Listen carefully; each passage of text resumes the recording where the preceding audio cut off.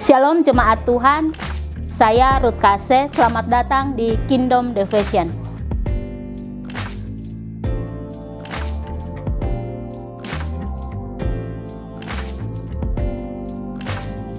Saudara yang dikasihi Tuhan, hari ini kita akan belajar satu kebenaran firman Tuhan di dalam Amsal 21 ayat 22. Siapa mengejar kebenaran dan kasih akan memperoleh kehidupan, kebenaran, dan kehormatan. Saudara yang dikasihi Tuhan, di dalam kitab Amsal ini kita semua tahu ditulis oleh seorang Raja Salomo yang penuh dengan hikmat. Dalam kitab ini mengajarkan kepada kita tentang kehidupan orang yang berhikmat dan orang yang tidak berhikmat.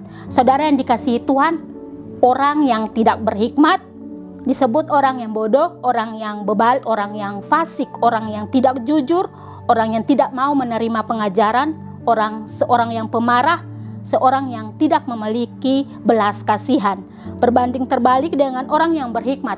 Orang yang berhikmat, orang yang jujur, orang yang penuh belas kasihan, orang yang mau diajar, orang yang mampu mengendalikan diri dalam berbicara. Dalam Amsal ini merupakan nasihat bagi kita semua. Barang siapa memiliki hidup sebagai orang yang tidak berhikmat, maka dia akan jatuh atau akan binasa. Berbanding terbalik dengan orang yang berhikmat, dia akan hidup di dalam kebenaran Tuhan, atau dia akan mendapatkan keselamatan dari Tuhan. Pertanyaan buat kita semua, apa maksud dan tujuan Amsal ini bagi orang percaya masa kini?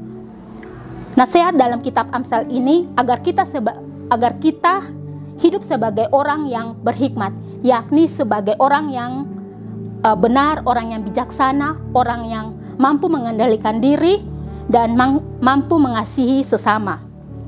Dalam kitab Amsal ini mengajarkan kita agar kita hidup dalam kebenaran dan kasih, maka kita akan memperoleh kehidupan, kebenaran, dan kehormatan. Saudara yang dikasihi Tuhan, sudahkah kita melakukan kebenaran dan kasih itu di dalam kehidupan kita?